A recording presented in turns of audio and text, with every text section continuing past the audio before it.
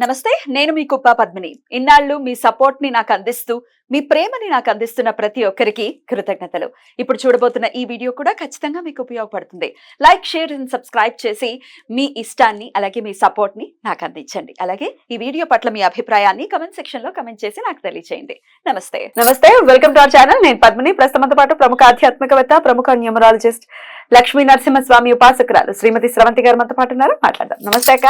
నమస్తే పద్మిని. మరొక మారు సంకష్టహర చతుర్థి వచ్చేస్తోంది.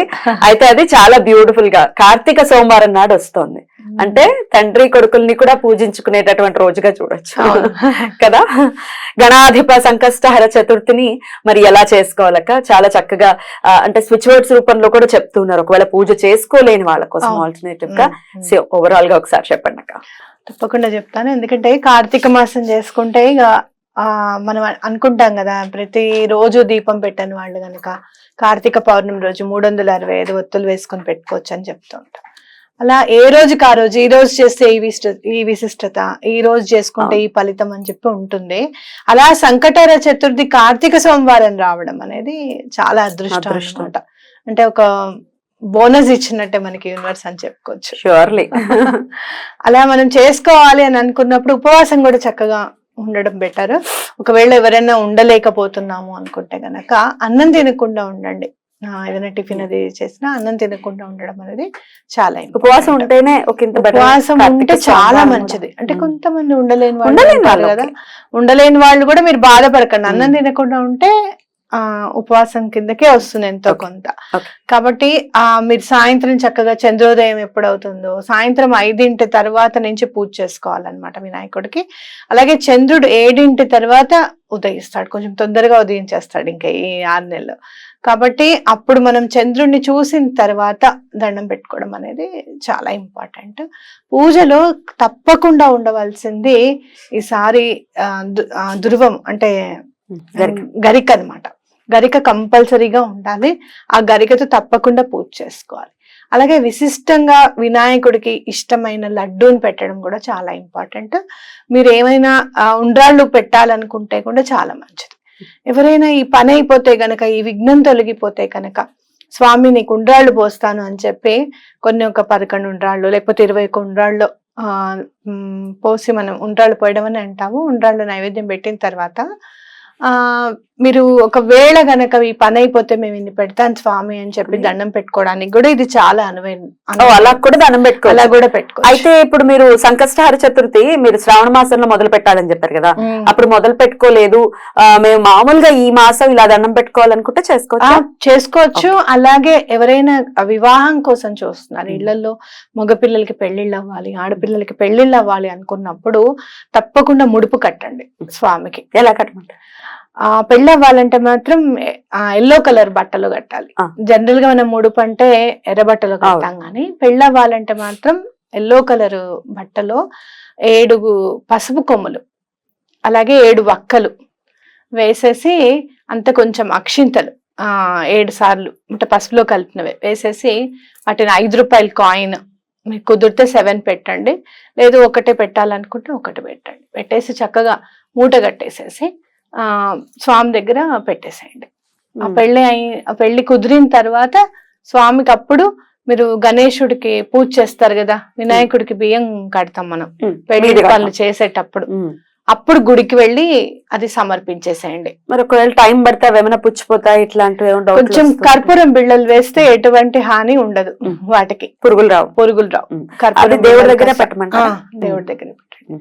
పెడితే ఎటువంటి పరిస్థితుల్లోనూ 3 నెలల్లో కుదరడానికి అవకాశం ఉంటుంది. ఆ తర్వాత గుళ్ళో ఇచ్చేయమంటారా? ఆ తర్వాత మీరు ఎప్పుడైతే పెళ్లికి వినాయకుడికి బియ్యం కట్టడానికి ముందు పసుపు కొట్టడం అంటారు ఇక్కడ, అప్పుడు ఆ రోజు గుడికి వెళ్ళి స్వామికి సమర్పించండి, తప్పకుండా పని అవుతుంది అన్నమాట.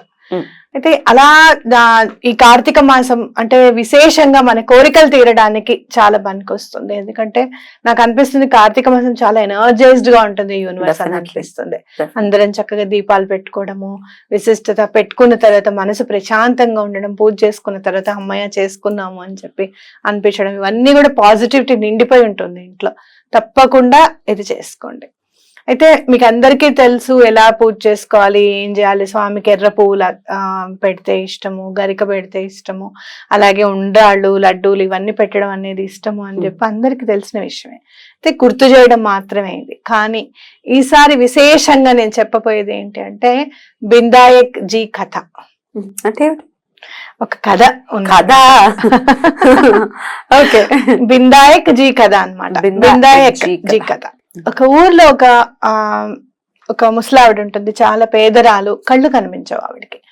ఆవిడ చాలా నిష్టగా వినాయకుడికి పూజలు చేస్తూ ఉంటుంది. అందులో సంకటహర చతుర్థి అంటే చాలా ఇష్టంగా చేస్తూ ఉంటుంది. అయితే ఆవిడ పూజలకి మెచ్చి, ఆవిడ భక్తికి మెచ్చి వినాయకుడు ఇంటికి వస్తారనమాట. ఇంటికి వచ్చి చాలా మెచ్చాను, ఏం కావాలో కోరుకో అని అంటారు.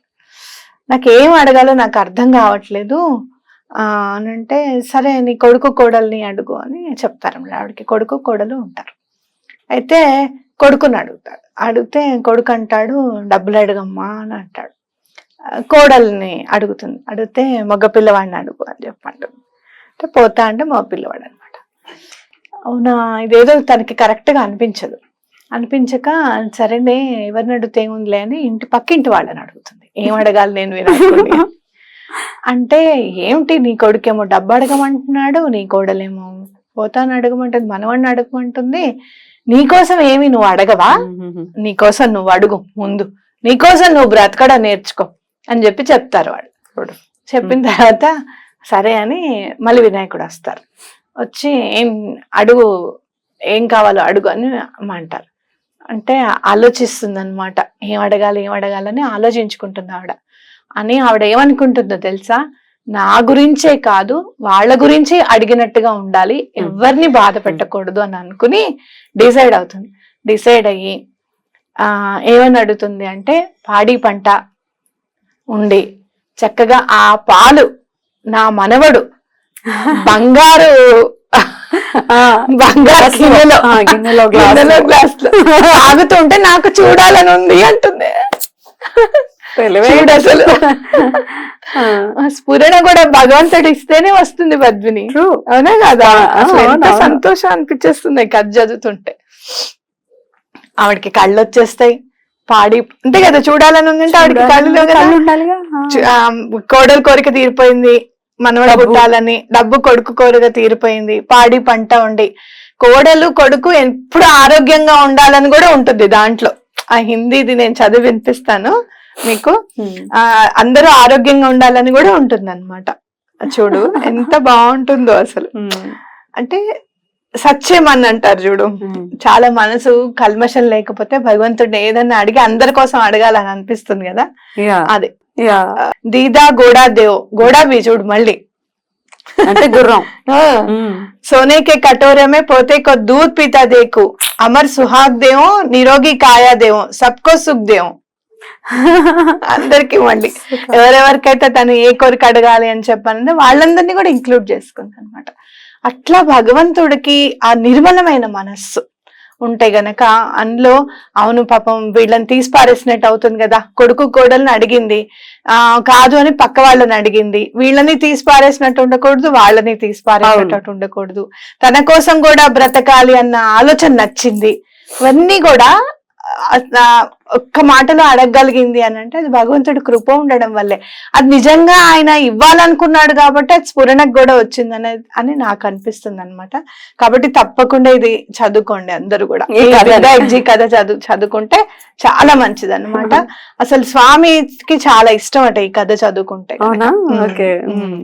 అయితే ఆయన భగవాన్ ఏమన్నారట తెలుసా, మైనే తూనే ముజే, నువ్వు నిజంగా నిన్ను మెచ్చాను, అసలు నా మనసు గెలుచుకున్నావు, ఏం అడగడమే రాదు అని అన్నావు, అన్ని అడిగేసావు, నాకు చాలా సంతోషంగా ఉంది, తప్పకుండా నీకు అన్ని కూడా అనుగ్రహిస్తాను అని చెప్పారు. అక్కడ భగవంతుడికి కూడా ఇవ్వటం అంటే ఎంత సంతోషమో చూడండి.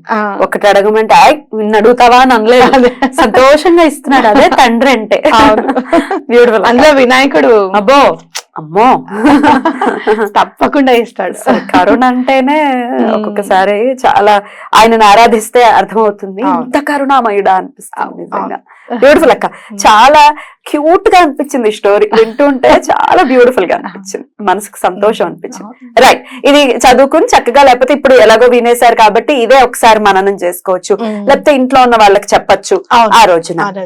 రైట్, ఇది ఈవినింగ్ పూటే చేసుకోవాల్సినటువంటిది. ఒకవేళ ఇవన్నీ ఒకవేళ చేయలేని పరిస్థితుల్లో ఉంటే ఎట్లా, స్వామివారి అనుగ్రహాన్ని ఎలా పొందమంటారు? ఈసారి స్విచ్ వర్డ్ కూడా చాలా వినూత్నంగా స్వామివారు మనకి ప్రసాదించారు. నిజంగా వినాయకుడు అనగానే ఆయన వచ్చి కూర్చుంటాడు మన దగ్గర అని అనిపిస్తుంది. ఆ స్విచ్ వర్డ్ ఏంటంటే బోలో బిందాయక్ మహారాజ్ కి జై. బోలో బిందాయక్ మహారాజ్ కి జై. జై. చాలా చూడంగానే నాకు బాగా నచ్చింది అనమాట. అయితే శ్రీ అని చేర్చుకోవడం మంచిది. బోలో శ్రీ బిందాయక్ జీ మహారాజ్ కి జై. బోలో శ్రీ బిందాయక్ జీ మహారాజ్ కి జై. బ్యూటిఫుల్. అది ఎన్నిసార్లు చేసుకోమంటారు? 108 times చదవండి, తప్పకుండా చదవండి 108 సార్లు. ఎందుకనంటే గనక ఎట్లాంటి అవాంతరాలున్నా, ఎలాంటి ఆటంకాలున్నా కూడా భగవంతుడు ఆ పేదరాళ్ళని కనుక, ఆ ముసలావిడిని ఎలా అయితే అనుగ్రహించాడో మనని కూడా అలానే అనుగ్రహిస్తాడు అని నమ్మి చదువుదాం. బ్యూటిఫుల్ అక్క, చాలా అద్భుతంగా వివరించారు. ఎప్పటికప్పుడు నేను ప్రతిసారి చెప్తూనే ఉంటాను, సంకష్టహర చతుర్థి వినాయకుడి గురించి మాట్లాడుతూ ఉంటే ఒక తెలియని ఆనందం ఖచ్చితంగా మీలో కనబడుతుంటుంది, వినే మాలో కూడా ఖచ్చితంగా ఉంటుంది. అప్పటికప్పుడే అదే రావడం ఏంటి అసలు, ఏం చెప్పాలి అని అనుకోవడము, టైమింగ్స్ అవి చూస్తుంటే బిందాయక్ మహారాజ్ కి కథ అని వచ్చింది. అది భగవంతుడు ఆవిడకి ఎలా అయితే స్ఫురణకి తీసుకొచ్చాడో మనకి కూడా అలానే స్ఫురణకి తీసుకొచ్చాడు. అలా ప్రతి క్షణం మనని వెన్నంటే ఉన్నాడు భగవంతుడు అని అంటే గనక చాలా ఆనందం అనిపిస్తుంది నాకు. ఇంకొక ఫైనల్ ప్రశ్న, మీరు ఇందాక ఏదైనా కోరిక కోరుకుని ఉండ్రాలు పోస్తాను అని దండం పెట్టుకోమన్నారు కదా, కోరిక తీరిన తర్వాత ఉండ్రాలు పోయమంటారా? ఆహా, ఎప్పుడైనా కూడా నువ్వు చూడు, నీకు ముందు ఇచ్చేసావు అనుకో, నువ్వు బైండ్ అయి ఉంటావు.